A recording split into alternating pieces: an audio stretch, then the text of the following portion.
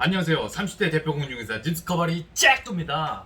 오늘은 20대, 30대 공인중개사는 아파트 중개를 할 수 있느냐 없느냐 라는 주제로 얘기를 나눠보도록 하겠습니다. 이 얘기를 나누는 이유는 제가 처음에 공인중개사를 시작했을 때 이것에 대해서 제 나이 또래분이 얘기해주는 것을 못 봤기 때문입니다. 이 영상을 보시는 분들은, 특히 공인중개사 분들은 상당히 도움이 많이 되실 겁니다. 그러니까 집중하셔서 보셔야겠죠. 그리고 좋아요와 구독, 알림 설정 누르셔야겠죠. 지금 대한민국의 이 열이 정말 제 몸을 파괴할 정도로 아주 뜨겁습니다. 하지만 여러분들을 위해서 같이 성장하고 싶어서 제가 경험한 노하우들을 나누고 싶어서 이렇게 영상 앞에 섰으니까 저에게 비타민 같은 좋아요와 구독, 알림 설정 부탁드립니다. 그러면 이 주제로 본격적으로 얘기를 해보도록 하겠는데요. 결론적으로 무조건 할 수 있습니다. 이게 막상 해보고 나면은 정말 쉬워요. 어찌 보면 정말 쉽습니다. 왜 이런 얘기를 하냐면, 제가 처음에 직원으로 일할 때 아파트에 대한 중개, 뭐 월세든 전세든 매매든 이게 너무 그 레벨이 높아 보이고,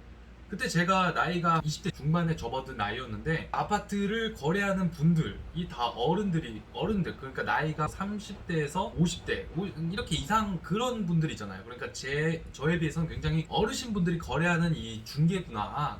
나 같은 사람이 조금 중개하기는 어렵겠다. 나는 아직 너무 이런 것 같다. 이런 생각을 했는데 그럴 필요가 없더라고요. 아파트 중개도 나이가 적건 많건 저는 무조건 할 수 있다고 생각합니다. 왜냐? 물론 너무 이게 나이가 어리면 이 신뢰도에 대해서 의심을 할 수 있는데, 요즘에 어떤 세상이냐면요, 유튜브에서 당장 검색만 해보더라 더 정말 충격 먹은 게, 그 초등학생이 주식으로 한 달에 150만 원 이상의 수익을 내는 걸 봤고요, 대학생이 아파트 10채를 가진 자산가인 것을 봤습니다. 이게 무슨 의미냐면요, 나이 상관없이 모든 거를 할 수 있다는 것이에요. 대학생이라 하더라도 내가 직접 아파트에 대해서 관심을 가지고 임장 활동을 해보고 투자를 시도해보고 했다면 아파트 중개 할 수 있다고 생각합니다. 정말 할 수 있다고 생각해요. 근데 중개를 함에 있어서 특히 직원이신 분들, 아파트를 이제 사장님들이 주로 다루시고 보통 원투룸 같은 거를 밑에 시키는 경우가 많을 거예요. 저도 그랬는데 주변에 물어봐도 아직 뭐 아파트를 뭐 벌써 하냐, 나중에 하라, 이런 소리를 하는데, 솔직히 다 지금 와서 생각해보면 개소리입니다. 물론 일리도 있지만 일찍 경험해봐서 손해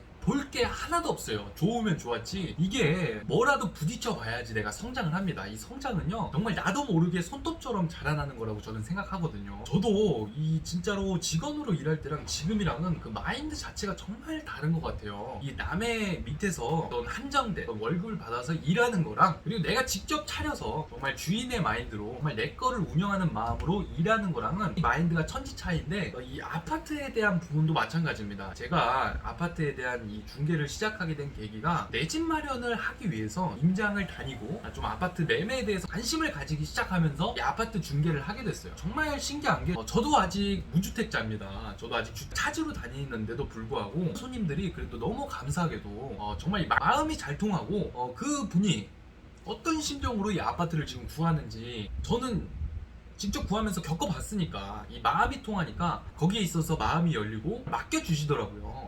이런 집을 좀 구해달라. 그거에 있어서 일단 너무너무 감사하고, 그런 걸 경험하면서 이 중개도 경험하고 또 아파트도 보고 하니까 너무너무 재미있고, 이거는 정말 어떻게 보면 안에만 입문을 하면 너무너무 쉬운 거다. 물론 전문적으로 항상 우리는 전문가의 입장이기 때문에 섬세하게 문제없이 깔끔하게 중개를 해줘야 하지만, 저는 이 모든 것이 가능하다고 생각합니다. 그러니까 너무 20, 30대 특히나 20대 중개사분들이 있다면 그렇게 막 쫄 필요 없습니다. 물론 이 원투룸 중개를 하면서 많은 정말 다양한 손님들도 부딪혀보고, 거기에서 이제 작은 문제들 해결하는 이 능력을 길러서, 그때는 이제 작은 사고의 경험으로 인해서 거기서 어떻게 문제를 해결해야 되는지, 어떤 걸로 인해서 문제가 일어날 수 있는지, 만약에 금액이 컸으면은 어땠을지, 그런 사고에 대한 예방, 매도 일찍 맞아봐야지 좋다고, 작은 중개를 하면서 매도 많이 맞아보시고, 그리고 큰 아파트도 큰 전재산이 왔다 갔다 하는 중개잖아요. 그렇게 작은 중개서부터 서서히 해가지고 같이 해나가면 좋을 것 같습니다. 원로만 해야지, 상가만 해야지, 아파트만 해야지, 이렇게 전혀 생각할 필요가 없고요, 그냥 다 같이 한번 다 해보시면 저는 정말 좋을 것 같습니다. 정말 이런 얘기 누가 해주나 싶어요. 제가 처음 할 때 이런 얘기 누가 해줬다면 저는 진짜 거의